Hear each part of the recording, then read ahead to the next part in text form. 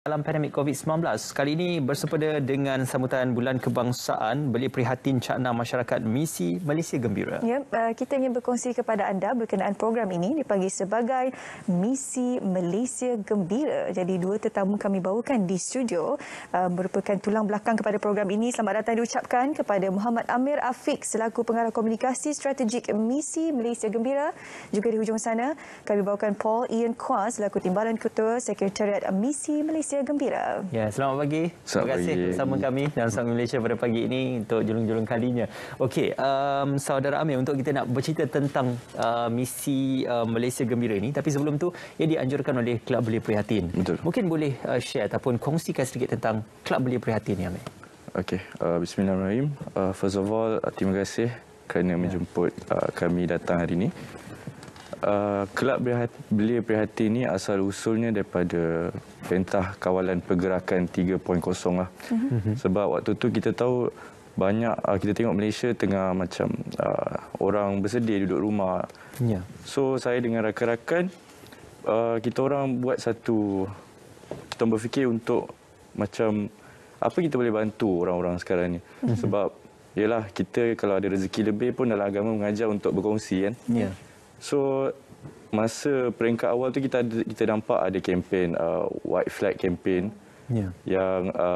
yang rakyat buatlah. So bila kempen tu dah start, kita berfikir macam okey, why not kita keluarkan duit kita sendiri, kita pergi bantu orang. Jadi bila dah habis first event, akan ada postmortem. Ya. So bila postmortem tu, saya dengan Cik Paul, kita orang cakap okey, why not kita buat satu NGO je terus. Kita boleh buat ni weekly task kan, untuk kita bantu orang. So kat situlah tercetusnya idea nak buat Kelab Belia Prihatin. Ya. Okey.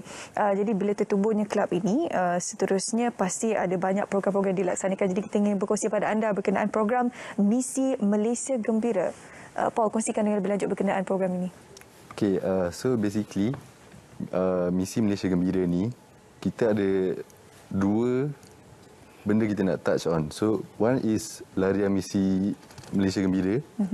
Satu lagi is kutipan dana of 200,000. So why 200,000? Basically we want to reach out to more people with the amount that we have. And Afiq boleh terangkan pasal larian Untuk larian tu. Larian Malaysia Gembira ni kita namakan pun Larian Malaysia Gembira. Sebab apa? Kita tahu sekarang ni rakyat tengah menderita, duduk rumah, terperap kat dalam rumah. So we came up with the idea yang nak buat Malaysia Gembira semula. Sebab tu kita namakan Malaysia Gembira. Jadi larian Malaysia Gembira ni adalah larian perseorangan untuk berlari selama 12 jam dekat Sepang International Circuit pada 16 September Hari Malaysia nanti. Okey. Ya. Bersempena dengan Hari Malaysia tu. Ya, sempena dengan Hari Malaysia. Okey, ya, ini satu tanggungjawab juga untuk Kelab Belia Prihatin ya, untuk menjayakan pelbagai program. Tapi bukan saja Misi Malaysia Gembira, tetapi mungkin ialah kalau boleh kita lihat Kelab Belia Prihatin juga ada banyak lagi program yang nak dilaksanakan, banyak lagi inisiatif nak dilaksanakan. Untuk kelab sendiri, berterusan daripada program ini, apakah akan ada lagi program-program lain selepas ini, khususnya dalam kita mendepani pandemik COVID-19 ni, Paul? So kita akan basically with the 200,000 yang kita collect, kita basically ada 3 agenda. Ya. So dibagi kepada 3. First, agenda pembangunan belia. Kedua is kebajikan masyarakat. Ya. Ketiga is kesejahteraan mental. So with the first one, pembangunan belia, basically, okay, sekarang kita nampak ramai of the youth kan, kena study kat rumah and everything kan. So what we want to do is kita nak bangunkan diorang, like push them to becoming, how to say, making Malaysia great again. Yeah. So what project we're going to do with that is Project Hub Belia Gembira. So what is Project Hub Belia Gembira? Basically, kita akan sediakan satu hub untuk mereka belajar, selesa untuk belajar. So kita akan sediakan wifi, which kita akan tanggung up to 1 or 2 years kan. Betul. Dan kita akan sediakan meja dan kerusi untuk basically untuk diorang selesa. Like how a lot of students are experiencing now. So kita nak letak at 10 buah PPR yang ada di KL dan juga Selangor. Okey. So from that boleh meringankan beban diorang. Sebab ramai student pun kena top up untuk beli internet connection semua kan. So with our initiative kita nak ringankan beban diorang basically. Okey. Dan pastinya misi Malaysia Gembira ini sebenarnya akan lebih memberikan manfaat kepada golongan belia terutamanya. Jadi bagaimana? Saya ada baca sedikit artikel yang mana pihak Belia Prihatin ini memberi tumpuan terhadap kesihatan mental. Jadi kalau boleh kongsikan sikit berkenaan dengan program tersebut. Jadi macam saudara Paul beritahu tadi tentang kesihatan mental. Sebab kita tahu sekarang, macam saya mention tadi, kempen white flag and everything. Ya. Kita tengok kes orang membunuh diri pun semakin meningkat. Jadi, apa kita cuba buat is kita nak bagi orang release tension, hilangkan stres. Sebab orang dah lama sangat duduk kat rumah. So, dengan 200,000 tu, kita akan came up with satu program dinamakan Kayak Gembira. Projek Kayak Gembira. Kita akan bagi kayak percuma untuk masyarakat main dekat tasik-tasik yang kami pilih di sekitar KL dan Selangor. Untuk yalah for free and dorang boleh enjoy the activity on weekend. And sebab kita tahu kayak ni lagi satu ialah salah satu sukan yang orang kata elite sport. So bukan semua orang mampu untuk main kayak. Jadi kami ambil inisiatif untuk beri kayak ni secara percuma lah kepada rakyat. So maybe sedikit sebanyak boleh mengurangkan stres bekerja. Yalah dah seminggu work from home and everything. So insyaAllah maybe kita boleh kurangkan lagi stres rakyat. Ya, kita banyak persatuan ataupun kelab belia di luar sana. Tetapi apa yang membezakan setiap kelab belia itu adalah objektif yang ingin dicapai, penglibatannya dan juga mungkin penganjuran aktivitinya. Untuk Encik Paul, untuk kelab belia Prihatin ini, apa yang membezakan ia berbanding dengan inisiatif kelab-kelab belia lain? Khususnya kalau kita melihat dalam penganjuran yang lebih bersifat universal, bukan sahaja pada para belia tapi keseluruhan semua peringkat umur dan terdiri pada rakyat Malaysia juga. Encik Paul. Okay, so apa yang kita boleh like tell to the people, which is NGO kita, kawan-kawan kita basically we fall under B40 and M40 class yang tak terkesan sangat. So what I can say is kita ni basically anak muda yang want to make a change, and with the amount of supply that we have yang limited, kita still like how to say, kita push lah anak muda semua kan. So basically a lot of NGOs tak nak lah cakap not belia based sangat, but like we can say like most of us are like youth and like ada bertenaga untuk tolong rakyat Malaysia yang basically susah sekarang. So basically that. Memandangkan kelab ini katanya tadi PKP 3 baru ditumbuhkan ni. Jadi baru lagi lah orang kata kelab ni pasti ada banyak cabaran yang perlu dilalui apabila kelab yang baru ditubuhkan di kala pandemik. Banyak perkara, banyak benda urusan semua yang perlu secara bersemuka. Mungkin banyak halangan ni sebabkan oleh SOP dan sebagainya. Jadi boleh ceritakan sikit cabaran dari sudut itu?